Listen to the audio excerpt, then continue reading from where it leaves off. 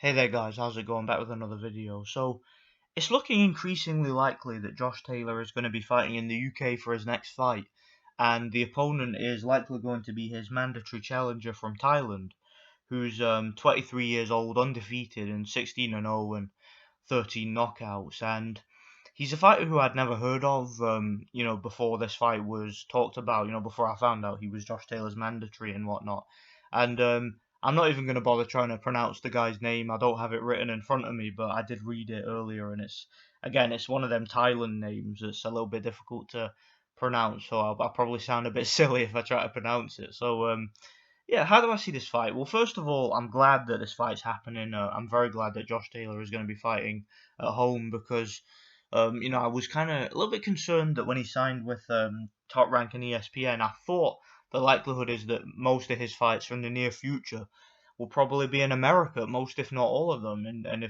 if most of his fights were in America, that obviously doesn't bode well for his fans over here having to travel all that way. So I'm glad that he's going to be having his first fight here if that does turn out to be the case. I mean, as I make this video, it's not 100% confirmed, I don't think, but all indications that I've read are that it's going to be taking place in May, and it's going to be against this opponent in the UK, and it's going to be for the IBF WBA world title. So yeah, as far as the opponent goes, now, like I said, I'd never heard of this guy before finding out that he was Josh Taylor's mandatory, and watched some of his fights on YouTube. He's 5'10".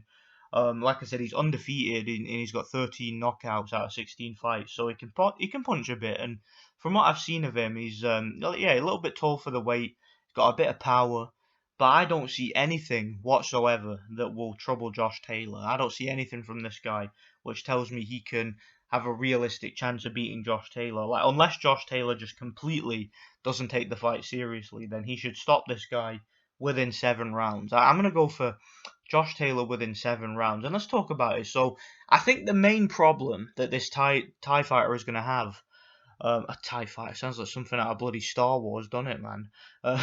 But yeah, the main problem that he's going to have is the disparity in experience. Now, both of these guys have the same amount of fights. They both have 16 professional fights. But there's a big difference there, isn't there, in the quality. I would argue that Josh Taylor's last 2 fights alone were probably more of a steep learning curve than this guy's entire career. I mean, his last 2 fights were against undefeated prime knockout artists who happen to be world champions. So both of those fights were against undefeated world champions at their prime, guys with high knockout percentages, guys that were 50-50 going in against Josh Taylor. When he fought Baranchik and uh, when he fought Prograis, both of those fights were seen as genuine 50-50 fights. And I mean, how I saw those fights going into the Baranchik fight, I saw that as Josh Taylor winning hands down. I had no doubt he was going to win that fight personally, but the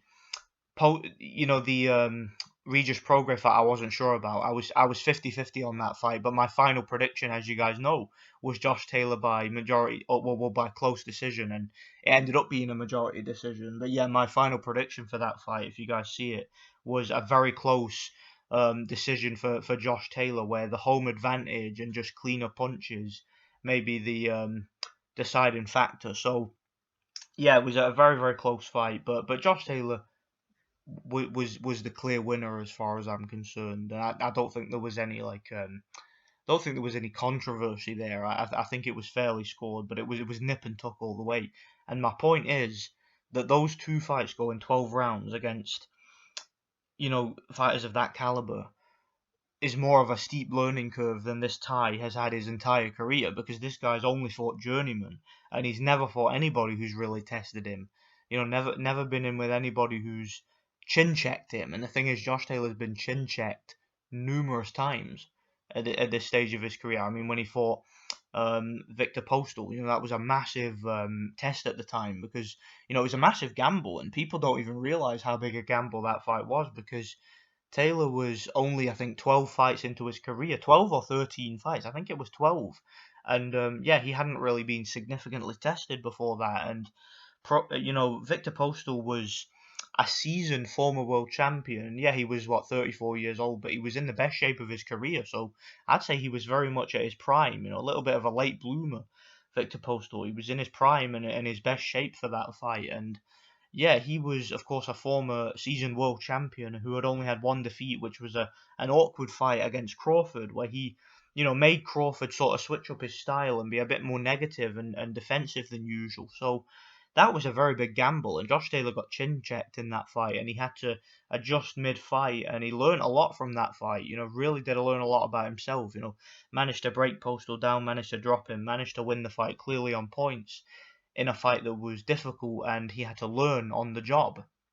And that's what I like about what they did with Josh Taylor, because they didn't just fast track him. It's not like, what they did with Lomachenko, where they just threw him straight in the deep end, straight against world champions. Got him a world title fight in his second fight, and it obviously didn't work out for him. With Josh Taylor, they didn't go that far, but what they did was they gradually put him in with opponents who had just way, way more experience than him. Like, even in his first 5 professional fights, he was fighting some pretty tough, experienced journeymen. He fought Dave Ryan, who was a very underrated journeyman, a guy who was much more effective than his record suggested. He was a very fundamentally skilled fighter who's the type of fighter who, if you underestimate him, he'll beat you. Like, he beat Paul McCloskey, for example, who underestimated him. And yeah, Josh Taylor was able to defeat him handily. So Josh Taylor he's been managed to perfection as far as I'm concerned. And I do think that the McGuigans, sadly that relationship ended, but the McGuigans did a great job with Josh Taylor's managing throughout his career. They managed him to perfection. They managed him to the point where he, became the best fighter he could be as quick as possible, and with the right fights. And again, he got chin checked throughout his career. Even O'Hara Davis, who was a big gamble at the time because he had more fights and he was a big puncher. Dangerous fighter. Powerful fighter. Had a lot of hype and had a lot of support going into that fight. And Taylor, like I said, he's been chin checked. He's been proven. He's gone 12 rounds many times against world class fighters now.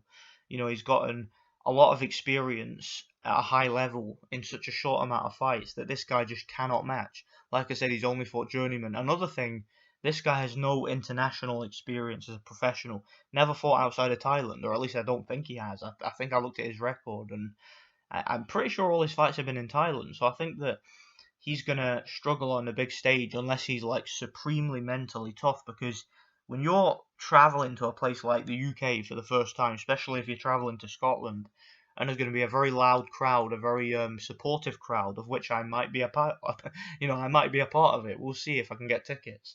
And yeah, and it's going to be a bit of a culture shock for him, I assume, because he's never fought outside of Thailand.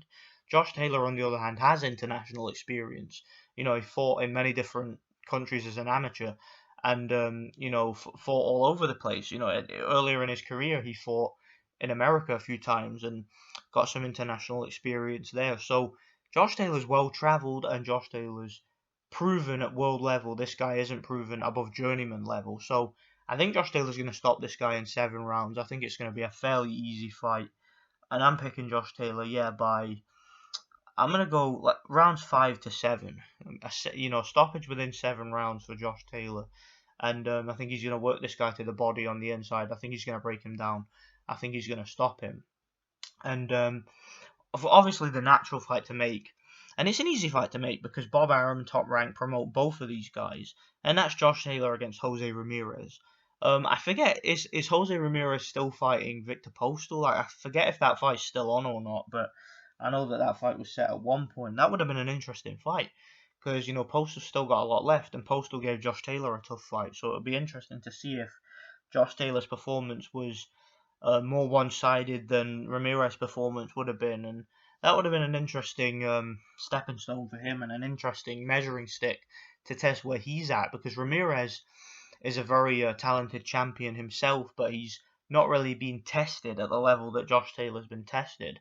So I'd love to see that fight, and I think that's the fight that a lot of people are going to want to see because it's also an undisputed fight. So hopefully Josh Taylor defeats this mandatory and doesn't have too many problems, doesn't get cut or injured or something, and hopefully in the latter part of the year they can get that Ramirez fight on. That fight will probably be in America. But you never know. Maybe they might be able to bring it over here. Maybe they can have that one in Hampden Stadium or something. I don't know, man. Imagine that Hampden Stadium, the undisputed fight. Wouldn't that be awesome? But again, that's probably not going to happen. That's just an interesting idea.